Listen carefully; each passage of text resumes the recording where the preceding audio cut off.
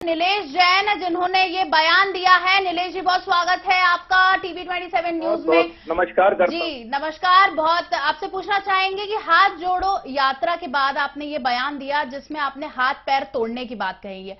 मैं पूछना चाहूंगी कि किसके हाथ पैर तोड़ने की बात कर रहे हैं आप यहाँ पर?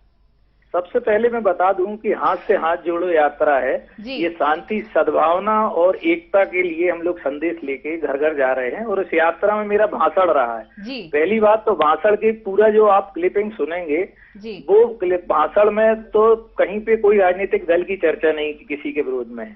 वो भाषण दिया गया है देश को विभाजित करने वाली शक्तियों के विरोध में, क्योंकि कल गणतंत्र दिवस था, देश का समय, देश की भक्ति का समय था, और भ्रष्टाचार के विरोध में और आतंकवाद के खिलाफ में ये मेरा भाषण था और मेरे शब्द थे। क्योंकि मेरा ये निजी भाषण था, मैं पार्टी के आदेशों का तो पालन कर रहा हूं, मगर देशभक्ति से जुड़ा हुआ मेरा विषय था और ये किसी को बुरा नहीं लगना चाहिए। अगर किसी को बुरा लग रहा है तो ये समझ लो कि मैंने उसकी नब्ज में हाथ रख दिया है।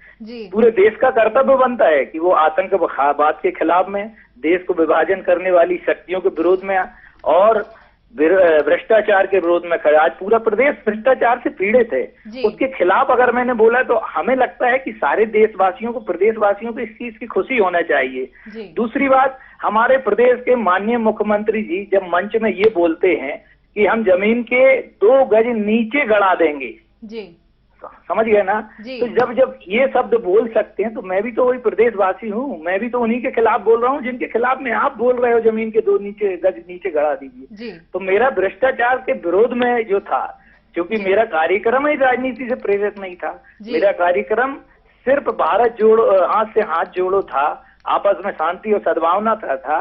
अब मैं ऐसी पार्टी से जुड़ा हूँ जिसमें मैं गांधी का समर्थक हूँ, मैं नेहरू का समर्थक हूँ, साथ में भगत सिंह का भी समर्थक हूँ। अगर मैंने ये बात बोली है देश में भ्रष्टाचारियों के खिलाफ में, देश की वो ताकतें जो देश को नुकसान पहुंचा रही उसके खिलाफ में, आतंकवाद के खिलाफ में, तो इसमें तो पूरे प्रदेशवासियों का समर्थन होना चाहिए, कोई भी राजनीतिक दल का समर्थन होना चाहिए। मेरा पूरा भाषण पढ़ें, आपको समझ में आ जाएगा मैं किसके खिलाफ बोल रहा हूँ। जी बिल्कुल, बहुत धन्यवाद नीलेश जैन हमारे साथ जुड़ने के लिए और जानकारी देने के लिए।